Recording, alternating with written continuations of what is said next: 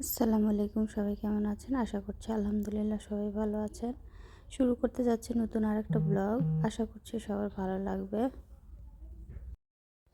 তো আমি শীত আসার আগে হাজব্যান্ডকে বলে রেখেছিলাম যে আমি শীতের মধ্যে হাঁসের মাংস খেতে চাই, কারণ শীতের মধ্যে হাঁসের মাংসের স্বাদ বেশি পাওয়া যায়। সবসময় শুনেছি বাংলাদেশে থাকতে। তো এটা শুনে ও 4টা হাঁস কিনে নিয়ে এসেছে। তো কিনে নিয়ে আসার পর ও এগুলো কাটাকাটি করে দিচ্ছিল আমাকে, কারণ আমার ছেলে হওয়ার পর সবসময় ওই আমাকে এগুলো কাটাকাটি করে দেয়, বড় মাছ হোক, মুরগি হোক আর হাঁস হোক। কারণ এগুলার হচ্ছে স্কিন রাখা হয় না, তো সবসময় ক্লিন করে দেয় আর আমি রান্না করি। কারণ একজনকে আমার ছেলেকে রাখতে হয় আর একজনকে কাজ করতে হয়।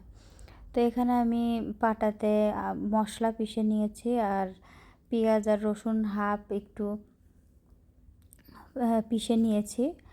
তারপর এখানে হাঁসের মাংসের মধ্যে সব গুঁড়া মশলা দিয়ে দিচ্ছি, হলুদের গুঁড়া, জিরার গুঁড়া আর মরিচের গুঁড়া।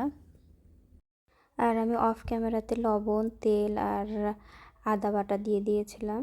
এগুলো দেওয়ার পর আমি এই মাংসটা খুব ভালোভাবে ম্যারিনেট করে রাখবো। যত ভালো করে মাখানো হবে মাংসের মধ্যে, যত ভালোভাবে মশলা যাবে তত মাংসটা মজা হবে।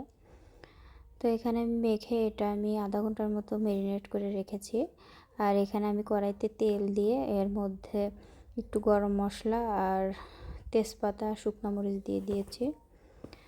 তারপরে এর মধ্যে আমি পেঁয়াজ কুচি দেব আধা কাপের মতো।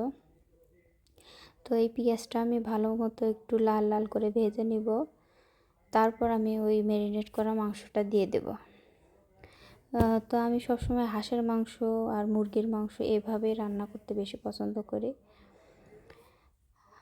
মাঝে মাঝে গরুর মাংস আমি এভাবে রান্না করি। আর এদিকে সন্ধ্যা হয়ে গেছে, আমার হাজব্যান্ড এখনও এখানে কাটাকাটি করছে, আর আমি এদিকে আমার রান্না তুলে দিয়েছি যেন এগুলো শেষ করে গোসল দিয়ে আমরা সবাই খেতে পারি। তো এই যে আমার এখানে পেঁয়াজটা লাল হয়ে গেছে, তো তারপর আমি এখানে মাংসটা দিয়ে দিলাম। এটা ভালো করে কষাতে হবে। তো এক হাতে ক্যামেরা আর এক হাতে তো চামচ দিয়ে নাড়া একটু কষ্টকর, এই জন্য আমি অফ ক্যামেরাতে এটা ভালোভাবে নেড়ে ঢেকে দিয়েছিলাম। পর আর আমার সেভাবে ভিডিও করা হয়নি। আজকে আমার ছিল এই তো হাঁসের মাংস, ছোটো মাছের চচ্চড়ি আর ভাত। তো আজকের মতো ব্লগ এখানেই শেষ করছি। সবাই ভালো থাকবেন, সুস্থ থাকবেন। আল্লাহ হাফেজ।